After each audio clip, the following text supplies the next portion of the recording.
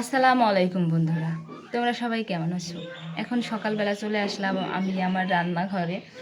তো ভাবতেছি যে হয়েছে মানে বর্ষা চলে গেলে আমি সুন্দর একটা রান্নাঘর তৈরি করব, যেখানে শুধু আমি আমার ভিডিওর জন্য রান্না বান্না করব। তো হয়েছে তোমাদেরকে দেখায় যে মানে গোশত ছাড়া একটা দামি জিনিস রান্না করবো। এখন এই যে কি ঢাল ঢাল পাতা দেখছো, এটা হচ্ছে দোস্তুল কচুর পাতা। তো এটা হচ্ছে তোমরা কি নামে চেনো অবশ্যই আমাকে কমেন্টে বলবা। হয়তো আমার অশুদ্ধও হতে পারে, কারণ আমার ভাষা যখন অশুদ্ধ সবাই বলো। তো এটাকে আমরা দোস্তুল কচু বলি। আর এটার সাথে দেবো ওই যে হচ্ছে কী যেন মানে এই যে চাল কুমড়োর পাতা, আর দেবো ডাল, কালাইয়ের ডাল, আর অনেকগুলো রসুন ঝাল পেঁয়াজ দিয়ে রান্না করব। খেতে কিন্তু অনেক মজা লাগবে। হচ্ছে গোশত দিয়ে যায় না ভাত খাওয়া হবে, ঠিক আছে? এই এই শাক ভর্তা দিয়ে যা ভাত খাওয়া যাবে।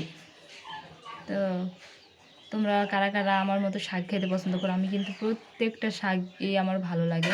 শাক মনে করো যে ওই যে সজনে পাতা, এদিকে আমরা বলি সাইজনি, ঠিক আছে? সাইজনি পাতা। তো আমি একটু ভালো করে বলি, কারণ যেহেতু আমার ভাষা মানে অনেকেই ভুল ধরে। তো সজনে পাতা, এই যে কচু শাক বা দোস্তুল শাক, লাল শাক, ওই যে কুমড়ো লতা, অনেকই মানে কত রকমের আছে শাক আছে না। আমার শাক কলমি শাক, একমাত্র শাক খাইতে ভালো লাগে। তো এখন শাক রান্না করবো, মাছ রান্না করবো, আর গরম গরম ভাত, বোঝোই তো খাইতে কী মজা লাগবে। তো এখন সকাল 7টা বাজে, একটু ঘুম থেকে উঠতে দেরি হয়ে গেছে, কারণ এতক্ষণ টাইম আমার প্রায় রান্নার সারা আর কি। তো প্রথমে দেখাই যে হাতে মেহেদি পড়ছি, কেমন লাগছে? কাজের ফাঁকে একটু নিজেকেও সময় দিই।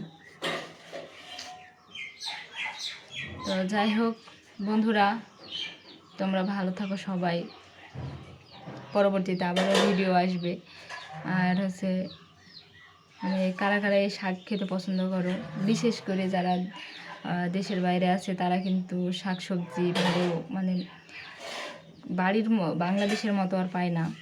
তারা অবশ্যই মিস করবে জানি। আর মিস করবে কি, আমি যদি ভিডিও ছাড়ি আমি বলবে কি ফকিরনি, তোর মতো কি আমরা শাক খাই রে ফকিরনি, এইটা ওইটা। হরে ভাই ফকিরনি, টাকা পয়সা নাই, কি আর করব, এই জন্য তো শাক পাতা খাই বাইসে আছি। তো যাই হোক, শাক দিয়ে দুমুঠো ভাত যাইছে, এতেই আলহামদুলিল্লাহ ভাত খেতে পারছি। তো তোমরা সবাই ভালো থাকো, আল্লাহ হাফিজ।